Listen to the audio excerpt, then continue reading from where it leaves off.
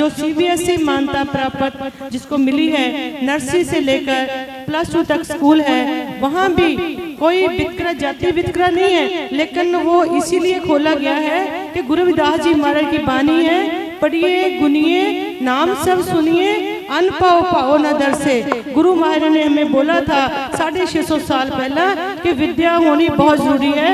विद्या के बिना ज्ञानी अज्ञानी बंदा है, उसके पास कुछ भी नहीं, उसकी जिंदगी में अंधेरा है। अंधेरा दूर करना है, ज्ञानवान बनना है तो विद्या बहुत जरूरी है। उसी मिशन को लेके बहुत बड़ा स्कूल चलाया जा रहा है, जहाँ पे 600 के करीब बच्चा पढ़ रहा है। और हमारे जरूरतमंद परिवार जो दिहाड़ी करता है, 300 रुपया दिहाड़ी लेता है, पट्टों के ऊपर काम करता है, उन बच्चों को लाके वहाँ विद्या दी जाती है सीबीएसई की, फ्री ऑफ कॉस्ट। जिनके माता पिता नहीं है उनको फ्री ऑफ कॉस्ट विद्या दी जाती है, कोई पैसा नहीं लिया जाता उनको। वर्दियां भी उनको अपने पास से दी जाती है, बुक्स दी जाती है, और उच्चा सुच्चा जीवन साथ में गुरु रविदास जी महाराज की बानी का अध्ययन कराया जा रहा है उनको। और साथ में बाबा साहब डॉक्टर भीमराव अम्बेडकर जी का जो मिशन है वो भी उनको बताया जाता है कि बाबा साहब डॉक्टर अम्बेडकर ने कैसे हमारे लिए अपना जीवन बलिदान किया। गुरु रविदास जी महाराज ने हमारे लिए, हमारे समाज को अंधविश्वास से निकालने के लिए कितना बड़ा कार्य किया। उस समय उन्होंने जन्म लिया जब दुनिया पे छुआछूत, अमीरी गरीबी, जात पात, अंधविश्वास बहुत फैला हुआ था। अंधविश्वास से निकालने के लिए महाराज ने अपना पूरा जीवन हमारे लिए लगाया। लेकिन बदकिस्मती हमारी ये है कि आज भी हम लोग उन्हीं पखंडवाद में फंसे हुए हैं। हमें ये पखंडवाद छोड़ना पड़ेगा। अगर हम गुरु रविदास जी महाराज के शिष्य हैं, उनकी आइडियोलॉजी, उनकी फिलॉसफी को मानते हैं, पढ़ना बहुत बड़ी बात नहीं है, पढ़कर उसको अपने जीवन में लाना ये सबसे बड़ी बात है। प्रैक्टिकल जीवन में लाना ये सबसे बड़ी बात है। अपने जीवन को प्रैक्टिकल बनाओ और उनकी बानी को पढ़ो, पढ़ाओ और सबको बताओ कि हमारे गुरुओं ने हमारे लिए कैसे कार्य किया, अपनी जिंदगी में हमें जियाने के लिए बेगमपुरे के वासी बनाया। गुरु रविदास जी महाराज ने बेगमपुरे का संविधान दिया हमें लोगों को कि हमारी जिंदगी कैसी होनी चाहिए, हमारा समाज कैसा होना चाहिए, हमारे देश का सिस्टम कैसा होना चाहिए। ये संविधान गुरु रविदास जी महाराज ने हमें दिया, जिसको कानूनी तौर पर जो बाबा साहब डॉक्टर अम्बेडकर ने उसको कानून के दायरे में बांध दिया। वो संविधान था बेगमपुरे का।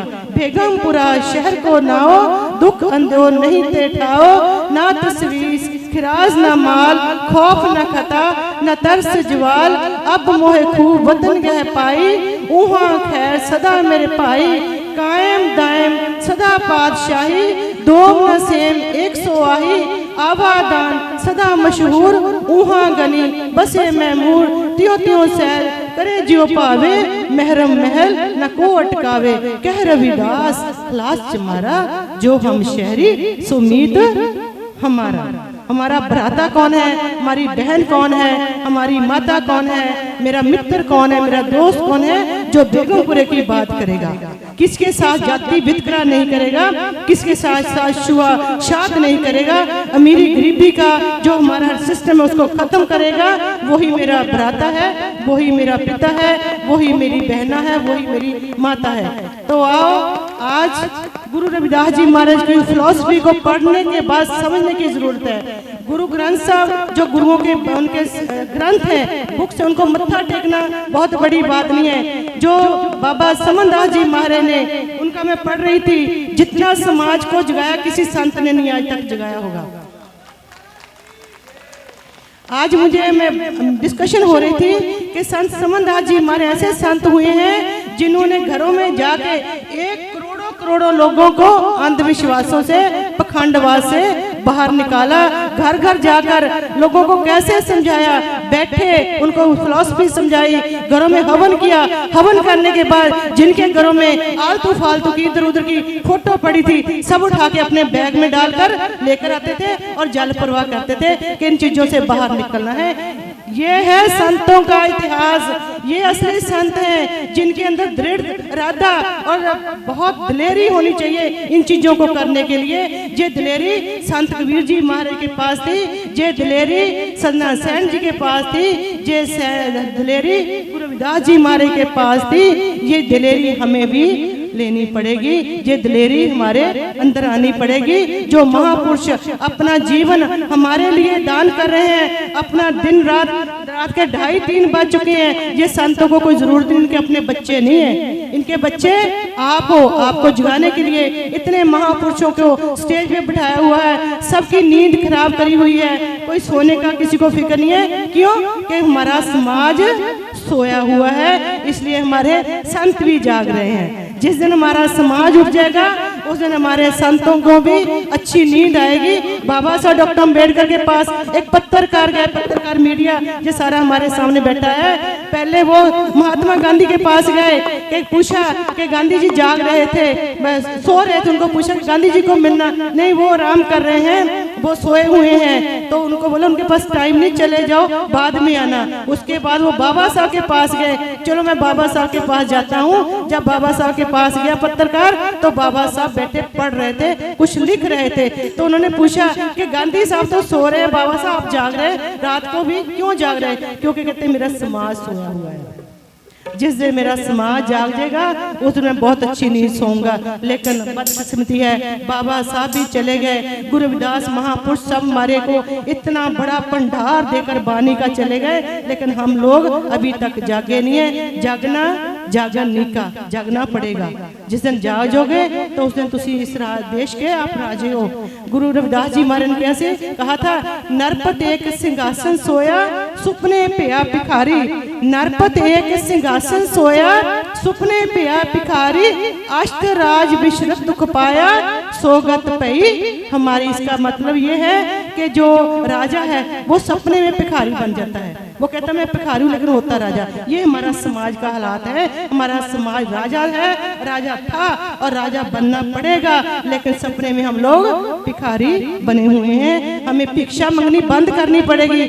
आज मेरे को कोई कह रहा था कि जो SC ST के ऊपर अत्याचार करे हम सहन नहीं करेंगे। भाई आप ऐसे बन जाओ कि आप अत्याचार करे कोई ना, आप ऐसे बन जाओ, हमें किसी के ऊपर एक्शन लेने की जरूरत ही ना पड़े। आपके अंदर सोच इतनी बड़ी बन जाए कि किसी की जरूरत ना पड़े कि आपके ऊपर को अत्याचार कर जाए, आपके ऊपर नजर उठाकर भी देख जाए। लेकिन हमारी प्रॉब्लम है कि हम यूनाइट नहीं है, हमारी बदकिस्मती के हम यूनाइट नहीं है। यूनाइट होना पड़ेगा। बाबा साहब डॉक्टर अम्बेडकर ने कहा था, पढ़ो जुड़ो संघर्ष करो, पढ़ो जुड़ो संघर्ष करो। हम पढ़ गए हैं लेकिन जुड़ नहीं रहे। जिस दिन जुड़ गए तो उस दिन आपका राज निश्चित है, आपका राज आ जाएगा। मेरे बहुत ही सत्कारयोग वीर देश राज करनवाल जी बैठे हैं, विधायक हैं, किसी भी पार्टी में बैठे हैं, लेकिन हमारे समाज के हैं, हमारे समाज की बात करने वाले योद्धा हैं, जिन्होंने अपने नाम के साथ भी लिखाया हुआ है देश राज करनवाल चमार साहब। लेकिन मैं ठीक है, बाबा साहब डॉक्टर अम्बेडकर ने कहा था जाति तोड़ो समाज जोड़ो। हमें समाज जोड़ना है, जाति को नहीं जोड़ना। तो मैं क्षमा मांगूंगी भैया से। ठीक है, ये अपनी एक सोच है कि हमें गर्व से कहना पड़ेगा किस जात में पैदा हुए हैं, लेकिन ये जाते पाते भगवान ने नहीं बनाई, जाते पाते तो हमारे सिस्टम ने बनाई है। क्योंकि राज समाज तोड़ो राज करो, ये नीति है। जितनी जातों में बांटोगे उतना हमें बेनिफिट होगा, लेकिन हमें कहीं ना कहीं ये सोचना पड़ेगा, जात तोड़ो समाज जोड़ो, ये मुहिम हमें चलानी पड़ेगी। और गुरु रविदास जी हमारे जो सोच थी पढ़ने के लिए उन्होंने प्रेरित किया, तो हमें पढ़ना पड़ेगा। और एक और बात जो गुरु रविदास जी हमारे ने कही थी, तो ही मोही मोही तो ही अंतर कैसा, कनक कटक जल तरंग जैसा, जो पे हमना पाप करंता अहे नंता पतत पावन नाम कैसे होता। तो गुरु रविदास जी हमारे ने कहा कि परमात्मा में और हमारे बीच में कोई अंतर नहीं है। अंतर सिर्फ कितना है, जैसे सोने से बने गहने और पानी से उठी तरंगे उसी में समा जाती है। तरंग निकली दोबारा पानी में समा गई, वो पानी का रूप हो गई। सोने से बना गहना दोबारा ढाला गया तो वो सोना बन गया। इतना ही अंतर है। हम उनका स्वरूप है, महापुरुष उनके राजदूत हैं, ये परमात्मा के एम्बेसडर हैं, राजदूत हैं, भेजे गए हैं। हमारे को जगाने के लिए, हमारे को कुछ बताने के लिए, तो हम इन संतों के चरणों में कोटि कोटि नमन करते हैं कि जिस समाज को जगाने का काम कर रहे हैं। मन तू ज्योत स्वरूप है, अपना मूल पहचान, तू जो है भगवान की ज्योत हर सब में है, घट घट में हर जीव बसे, संतन के उपकार। महापुरुष बताते हैं कि हर जीव के अंदर परमात्मा बैठा है। परमात्मा किसी मंदिर में, किसी जंगल में, किसी गुरुद्वारे में नहीं है, परमात्मा आप लोगों के अंदर है। भगवान बुद्ध ने कहा था आपो दीपो, क्यों बोला था उन्होंने भी जो भगवान को खोजा, उन्होंने बड़ा भटके, लेकिन जब भगवान को खोजा अपने अंदर से, एक पेड़ के नीचे बैठ के, पिपल के पेड़ के नीचे बैठ के 12 साल तपस्या करने के बाद पता चल गया कि भगवान कहाँ है। तो डॉक्टर अम्बेडकर ने कहा अपना दीपक आप बनो। अपना दीपक आप कब बनोगे? जब पढ़ जोगे, आपको विद्या मिल जाएगी, आपको सिस्टम मिल जाएगा, तो आप अपना दीपक आप बन जाओगे।